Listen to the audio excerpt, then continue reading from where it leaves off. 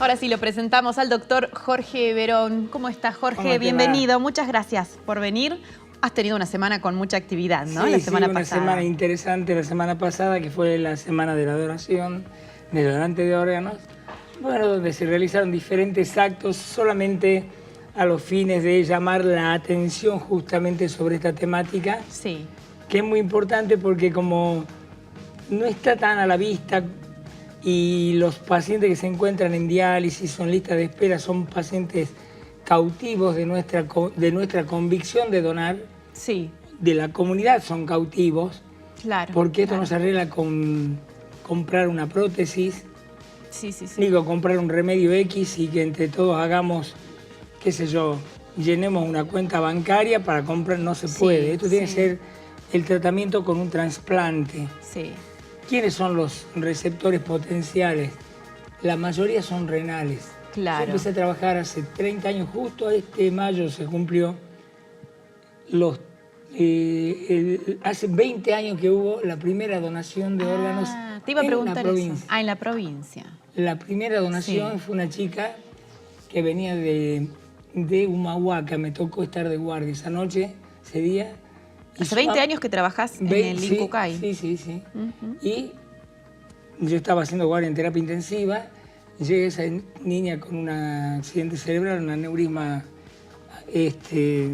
con un derrame cerebral, y su mamá era analfabeta.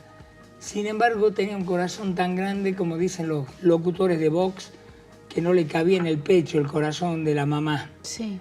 Y entendió, era católica, era cristiana, entendió a qué quería decir el tema de la donación de órganos, que con la hija, con Rosa, que era la hija fallecida, podía hacer vivir a otras varias personas y sacarla de la hemodiálisis. Claro. Bueno, y esa fue la primera donación. Lo que yo quería decir, que esta población que hoy tenemos, cuando empecé en aquella época habían 3.000 inscriptos en el INCUCAI en todo el país. Hoy en día hay 11.000 inscriptos. Lo que quiere decir que fueron trepando la cantidad de inscriptos. Para donar. Para recibir. Para recibir. Lo cual hace que la cantidad de trasplantes que se han realizado, porque se han hecho muchísimos, no alcanza para poder satisfacer a la población. Antes de hablar bien de las estadísticas, la donación de órganos es como un descubrimiento revolucionario, ¿no? ¿Cuándo se hizo el primer trasplante? El primer trasplante se hizo en 1954 más o menos, con éxito. Antes hay muchas pruebas que se hicieron entre cruzar, digamos, el animal más parecido al humano, el cerdo, por ejemplo, trasplante de hígado de cerdo al humano. Bueno, fracasaron todos por temas inmunológicos. En el 54 aparecen los corticoides, las ciclosporinas, remedios que son inmunosupresores y que permiten que el cuerpo no rechace al tejido extraño. Desde ahí más o menos comenzó la historia de efectividades en cuanto a trasplante, ¿no? De durabilidad del trasplante y de sobrevida del trasplante. En la actualidad es muy avanzado el tema porque tenemos inmunosupresores, inmunomoduladores son en realidad, que no hacen daño al que lo recibe, no le baja las defensas tremendamente como para que se infecten y permiten aceptar al órgano que se le fue implantado. Es algo como perfecto, ¿no? Es algo mágico. Muy aceptado y además se le da gratuitamente al paciente que está trasplantado de tal forma que el enfermo no tiene que hacer más gastos. La mutual deja de hacer gastos, y esto es una cosa que muchas mutuales no lo comprenden. Las mutuales son los financiadores. Los financiadores... No son las prepagas, digamos. Cualquiera. La prepaga, el ministerio al que es indigente, el Instituto de Seguro con la ley de la diálisis, porque tenemos un plan, una ley de diálisis o de insuficiencia renal crónica en la provincia, que son subsidiados. El PROFE antiguo, que hoy se llama Incluir Más Salud, o Incluir Salud, la nación paga. Entonces, paga en diálisis, si hablamos de valores crudos, alrededor de 15.000 pesos para cada paciente y para cada mes de diálisis. Y como los pacientes en diálisis pueden durar 5, 10, 15 años hasta que aparece el trasplante, hay que multiplicar por todos esos meses la cantidad de dinero que gasta claro. una mutual, un financiador, claro. cualquiera sea. Hasta económicamente es mejor, mucho más barato. Más barato hacer el... Pero eso es por la parte más banal, sí, que es el dinero. Sí. Pero por la parte de calidad de vida no hay nada que ver. No se compara. Porque el paciente que se encuentra en hemodiálisis pasa 3 o 4 días en centro de diálisis, 4 horas cada día, lo cual le hace perder la calidad de jefe de familia, claro. la posibilidad de estudiar, en muchos casos pierde el trabajo, lo ponen como persona inhábil o discapacitada y por lo tanto pierde el trabajo. Entonces, todas estas cosas, si hubiera mayor cantidad de donantes y por supuesto habría mayor cantidad de trasplantes, podríamos devolverlo rápidamente a la sociedad en perfecto estado. De hecho, hace muy poco hubo un juego olímpico en Mendoza, clasificatorio para el Mundial de trasplantados. Y fue un chico, ¿no? Fueron varios. Sí. Hemos mandado 30 y pico de personas trasplantados, de los cuales trajeron un medallero que pesadísimo porque sacaron 3 medallas en una cosa, 3 medallas en otra, y de ellos fueron selectos 4 o 5 para ir al Mundial de Mar del Plata, jujeños, ¿no? Sí. Atletas trasplantados jujeños que van a ir al Mundial que se hace en Mar del Plata. Qué bueno. Jorge, ¿por qué crees que uno espera hasta que lo vive de cerca o hasta que le pasa a alguien muy querido para tomar conciencia y decir sí, soy donante? ¿Por qué hay gente que todavía no se anima a donar sus órganos? A ser donante, en realidad no significa... Tal vez no es que no se animen, sino que no se lo plantearon. No se lo plantearon ellos personalmente de la muerte, no queremos hablar nada, ninguno, ¿no? Nadie quiere hablar de su propia muerte. Yo creo que pasa más por eso, ¿no? Por ese temor. Porque cuando uno dice, los médicos no queremos hablar de nuestra muerte, ni de la muerte, los médicos ponemos en las historias, esto es real, esto es antropológico, porque los médicos ponemos cuando fallece un paciente en la historia clínica esa palabra, falleció a horas tal. Sí. O bien ocurrió el óbito a tal hora.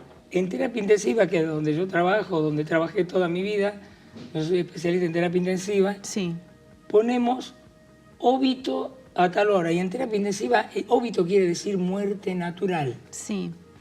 Muerte natural es la que tuvo aquel muchachito que jugaba al fútbol hace poco, es una muerte natural. Claro. Digamos, no hay trauma, no hay nada. En terapia intensiva nadie muere de muerte natural. Hay una enfermedad grave, un aneurisma roto, un accidente de tránsito, un balazo. Sin embargo, ponemos óbito, o fallece, o presenta paro cardiorrespiratorio y no responde a la reanimación, casi culpándolo al pobre fallecido de que no respondió a las maniobras de reanimación. Claro. Y nunca ponemos se ha muerto. Claro, como que... Nunca. Como que por no nombrar la palabra le estaríamos... Ni los médicos, estoy hablando negando. Ni los médicos.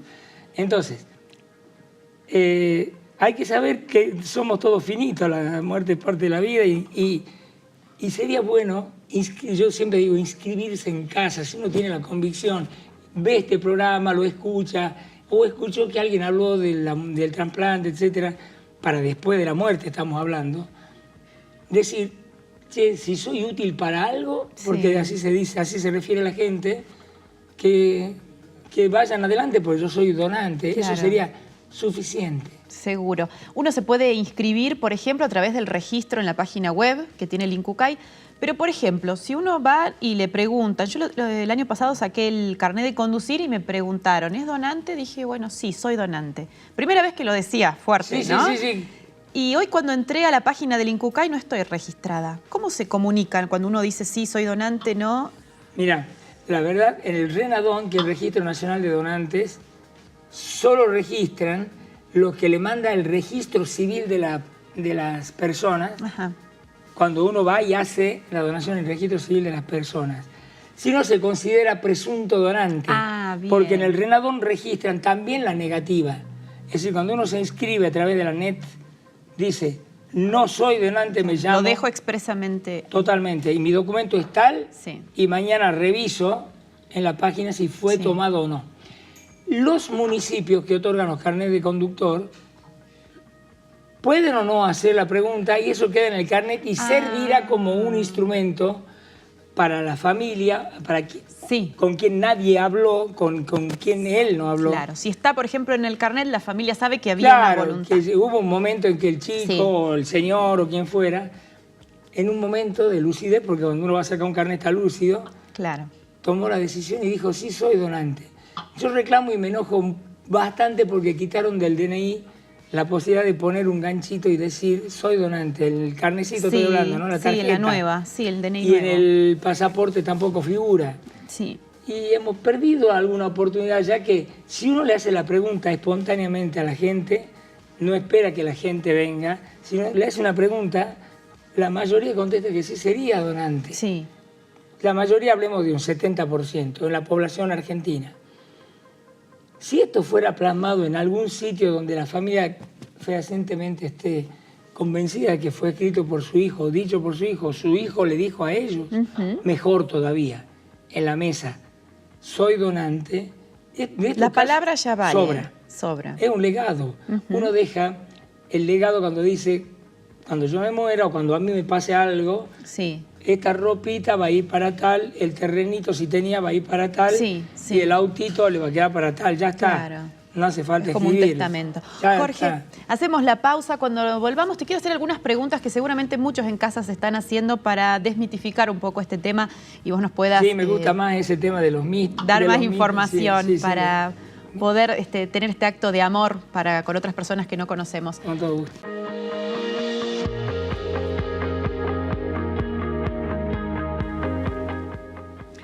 Hoy es tiempo de donación de órganos. Estamos dialogando con el titular del Cucayjuy, el doctor Jorge Verón.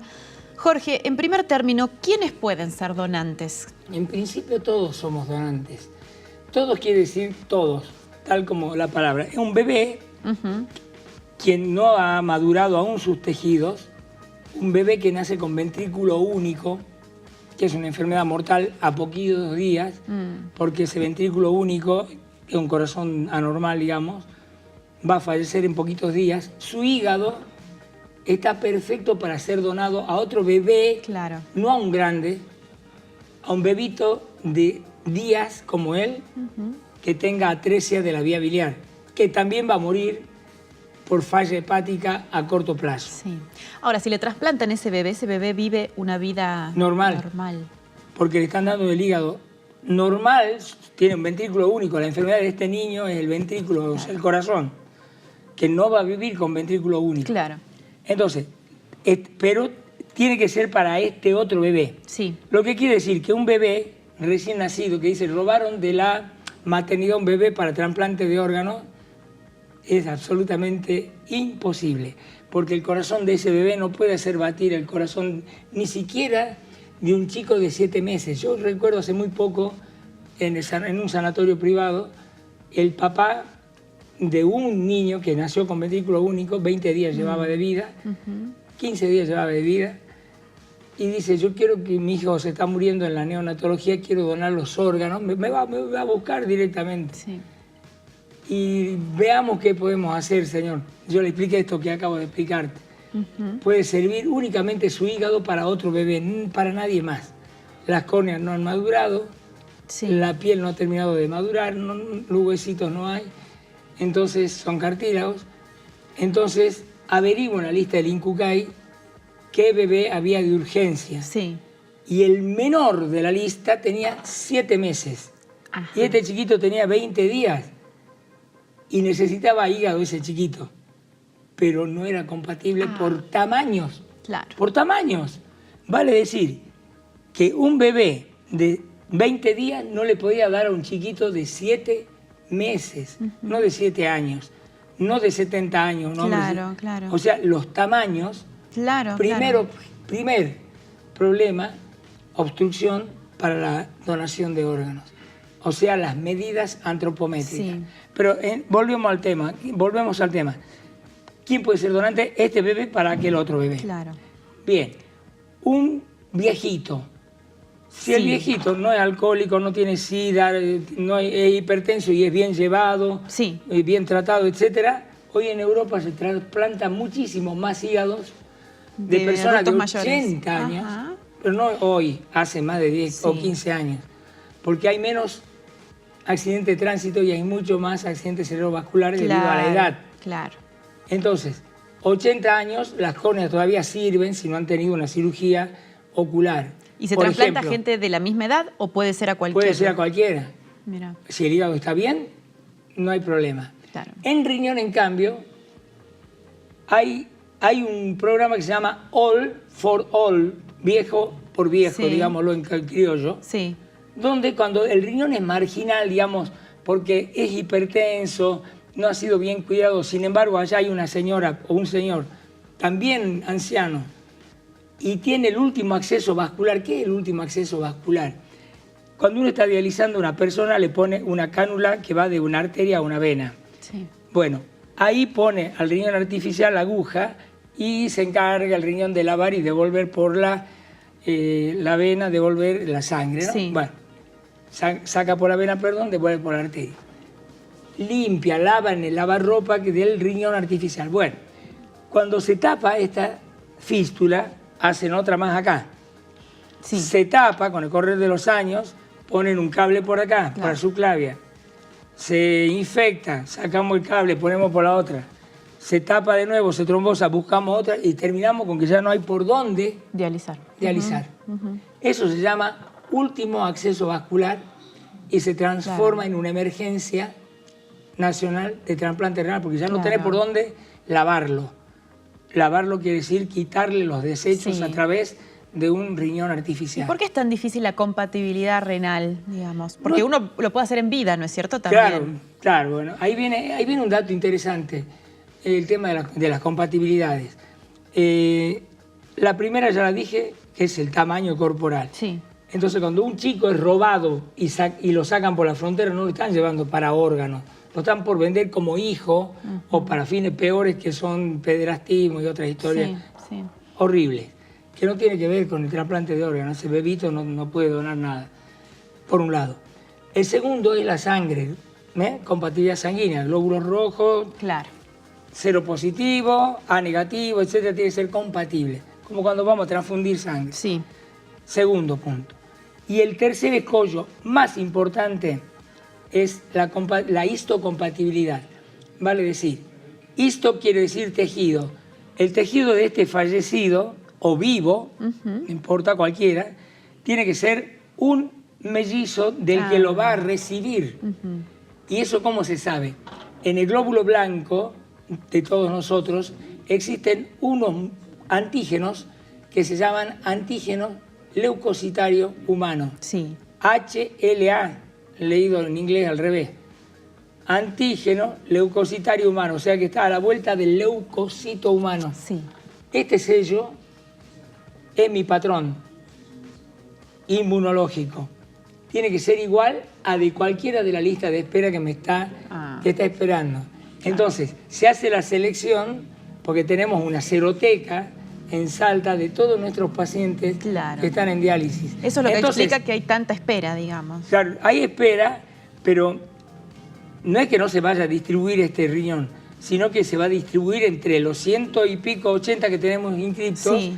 entre 2 o 3 nada más, porque son los compatibles. Claro. Y ahí no hay plata que pueda cambiar la inmunidad. Sí. No hay hijo de un X influyente que le cambie el antígeno leucocitario humano, Claro. que le cambie el grupo sanguíneo a este fallecido. Sí, sí. No hay manera. Sí. La inmunología no se puede cambiar con tráfico de influencia, Sí. ni con venta ni con compra. Seguro. Eso es para sacar Esto esos para miedos, sacar esta ¿no? vez, sí. Otro tema, la posición de la iglesia o de las distintas religiones, ¿cuál es? ¿Ya han fijado postura? Totalmente, desde hace mucho tiempo, Juan Pablo II en el 2000, cuando hace el jubileo, el año del jubileo, lo junta a los jóvenes y manda una encíclica, que es la última que yo conozco, luego no sé si hubo otra más, pero seguramente la Iglesia Católica está de acuerdo, los islámicos también, y también los hebreos. Los budistas dicen que también estarían de acuerdo, siempre y cuando el trasplante se haga al tercer día del fallecimiento, porque el karma, según lo manifiestan, abandona el cuerpo al tercer día, cosa que ya para trasplante no se puede hablar. pero no estarían en contra, solo que ponen esa pauta. Testigos de Jehová reciben trasplante de córnea porque la córnea no tiene sangre, por ejemplo. La córnea es un tejido que vive por imbibición, que es un sistema de nutrición muy distinto al de la irrigación, y por lo tanto, al ser exangüe, no tener sangre, puede recibir el testigo de Jehová. Quiero decir, las tres principales religiones de la Argentina y del mundo están en todo de acuerdo. Siempre y cuando todas manifiestan lo mismo que el espíritu que tiene el Incucay, que haya respeto por el cadáver, que no haya patrimonialidad en el acto, o sea, venta, ni nadie saque lucro, ni el que vende, ni el que vende, ni el que dona, ni el que recibe, ni el que compra, ni el que vende. O sea, no hay ni venta ni compra. Eso es falta de patrimonialidad del acto. Y la tercera es la confidencialidad para no involucrar familias, que algún tío extorsionista empieza a decir estás viviendo gracias a mi sobrino. Para evitar eso, se trata de mantener la confidencialidad de los receptores. Pero muchos después se comunican. No importa. Si la familia luego se quiere comunicar, no hay problema. Pero nosotros no somos quienes tenemos que dar. La confidencialidad. ¿No? De hecho, tuvimos casos patológicos, y lo cuento, ¿por qué la confidencialidad?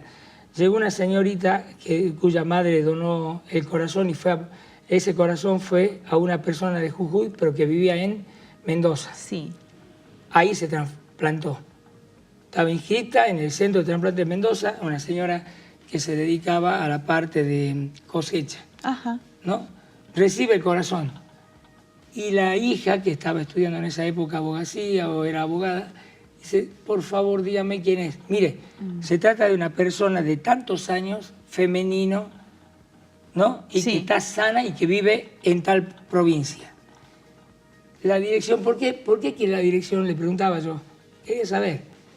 Yo quiero ir a rezar en ese templo que es el pecho de esa señora, a mi madre que está ahí adentro en el templo. O sea, que iba a crear una relación patológica horrible, mala, patológica. Y luego, no hay contradevolución de esto.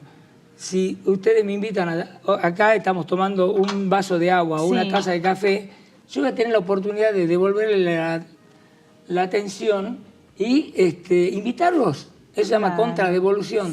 Pero para esto, yo te di la vida, ¿cómo le devuelvo? Se siente mal el receptor.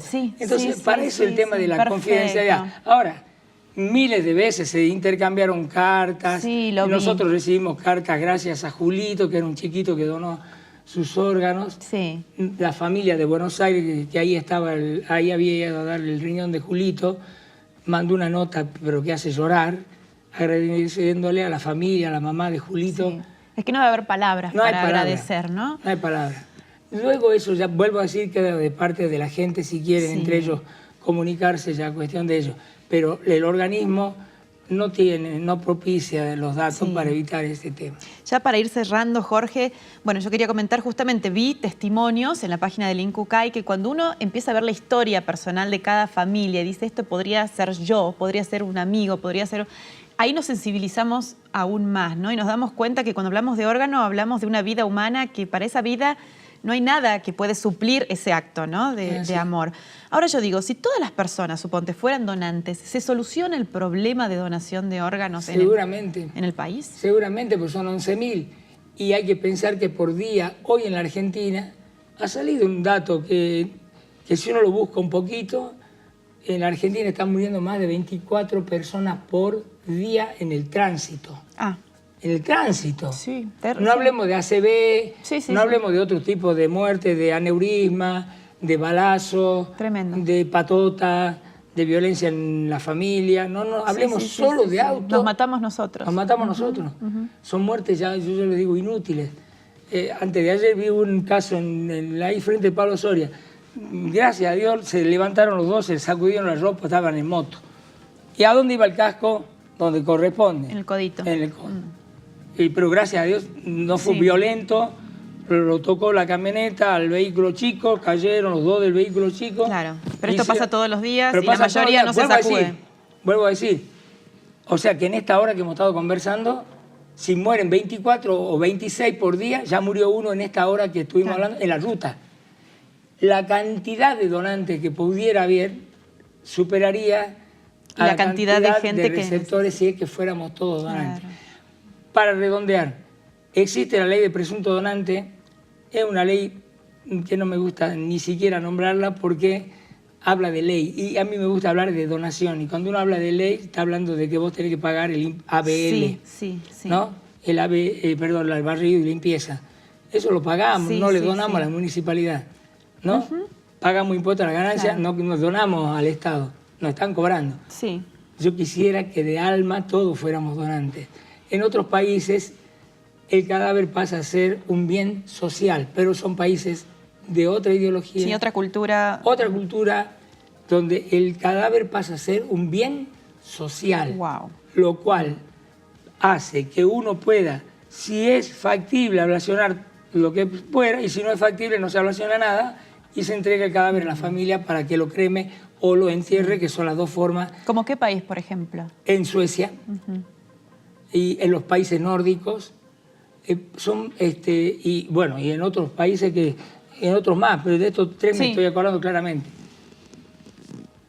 Vale decir, si fuera así, digamos, sería mucho más fácil. En Europa, en España, nadie cuestiona la donación de órganos porque saben que es parte de la terapia intensiva, tratamiento de la terapia intensiva, la ablación, o sea que en Europa la tasa de donación supera los 40 por millón de habitantes, lejos, y Argentina apenas hemos llegado a 15, en el mejor de los momentos, que fue en el 2012. Sí, estamos todavía atrás, ¿no? Muy atrás. Nos queda. Y en la región incluso estamos más o menos atrás. Ajá. Hablo de Uruguay, hablo de Chile. Claro. No estamos mal, pero Sudamérica está flojo. Bueno, ojalá que esta charla haya servido para convencer algunas voluntades de lo lindo, de lo importante. Más que convencer, como uno dice, convencer es querer vencer con la palabra. Uno lo que quiere es explicar. Claro. Explicar que hay gente que está esperando esto para después de nuestra muerte. No nos tenemos que matar. No. No habría motivo por cual no hacerlo, me parece. No había más motivo. Que los miedos que acabamos de hablar y que son totalmente infundados. Totalmente infundados. Jorge, un gusto. Muchísimas gracias por haber venido. Gracias por la invitación.